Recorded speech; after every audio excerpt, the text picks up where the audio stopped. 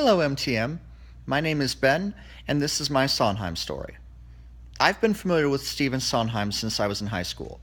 My junior year, my drama teacher showed the class a clip of the filmed version of Sweeney Todd with Angela Lansbury and George Hearn, and the clip was of the overture, Ballad of Sweeney Todd, and from the moment I heard that music for the first time, I was absolutely blown away. I had been under the impression, up until that point, I had been under the impression that all musicals were lighthearted, that they were la di da di da, and just silly, musical comedy, stuff like that. But Assassins proved me wrong. It proved me very wrong, and I'm glad it did because there's something about that music, about that score, that really speaks to people. It's a depressing show, obviously, but it's incredible.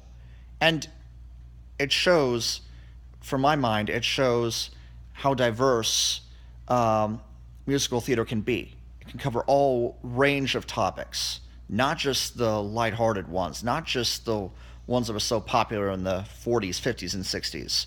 It can cover a wide spectrum. And Stephen Sondheim, for me, I have a larger story here that I'll try to keep brief, but for me, Stephen Sondheim has affected me strongly because he made me realize that there were ways to tell, that you could use musical theater to tell darker stories and be very effective at it.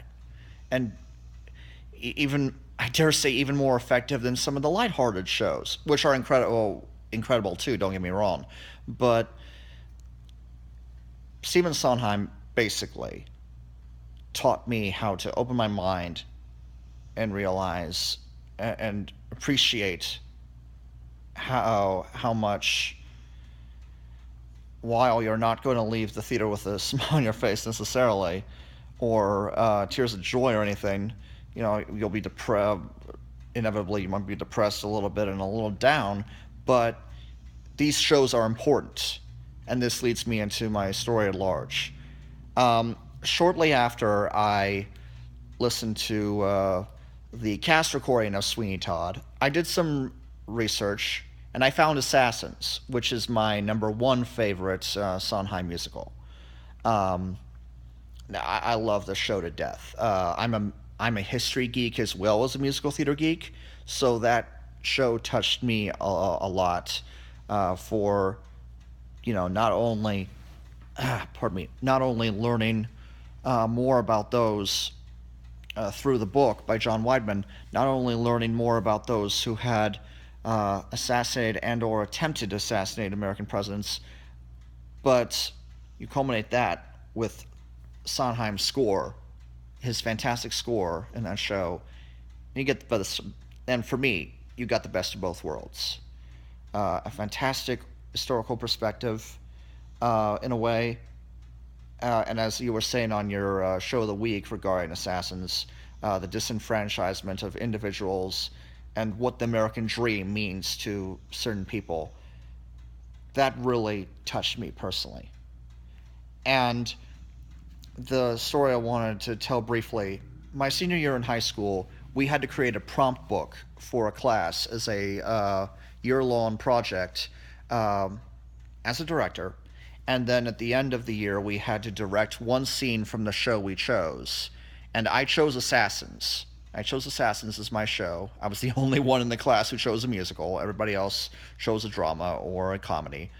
And I'm glad I chose Assassins because that was where my heart was. My heart was musical theater, not so much.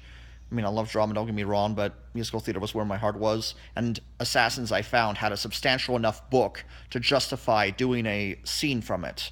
I chose the climactic scene with Lee Harvey Oswald and John Wilkes Booth and included that section with the rest of them, too. And I even had music played for them, but most of the people in that scene did not sing. So they just lip synced to. I had the 2004 Broadway cast recording.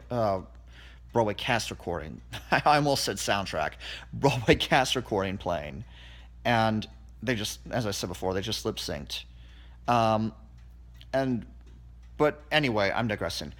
The whole entire scene went off so well, and everybody who saw it, other people in the class. I had taken an assassins class my first semester, my senior year, and I told the professor about it.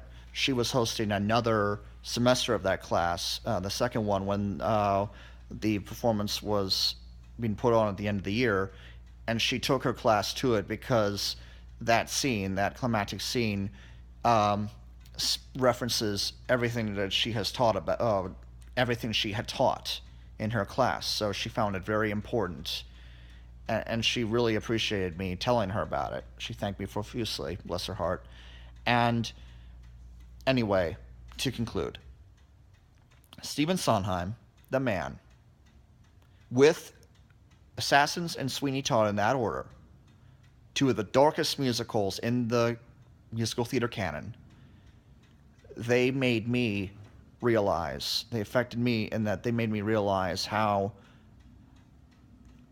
a story can be told with darker elements, and that they speak to the entire human experience, not just those who are, you know, have lighthearted subjects, relatively lighthearted subjects with a little bit of conflict and darkness in there somewhere. These shows speak to everybody. In my opinion, they speak to everyone. They they are the expression. They are pardon me. They are Stephen Sondheim's expression of those who've gone through hardship, who've gone through tragedy, who've gone through the worst experiences that a human being can experience. And they also touch upon, in the case of Assassins, they touch upon mental illness. Uh, they touch upon self-entitlement in the case of Charles Guiteau. Um, and not only do of course, well, as I said before, I keep repeating myself. I love, I love the music, of course, and the story.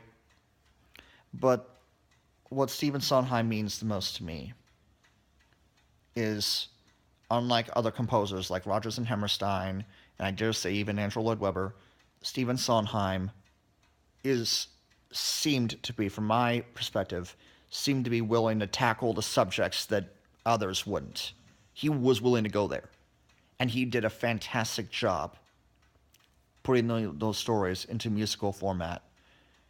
And as a result, he is my second favorite composer behind Andrew Lloyd Webber. And I'm very grateful that he has created some of the best musicals in the canon. So, Mr. Stephen Sondheim is, of course, the man.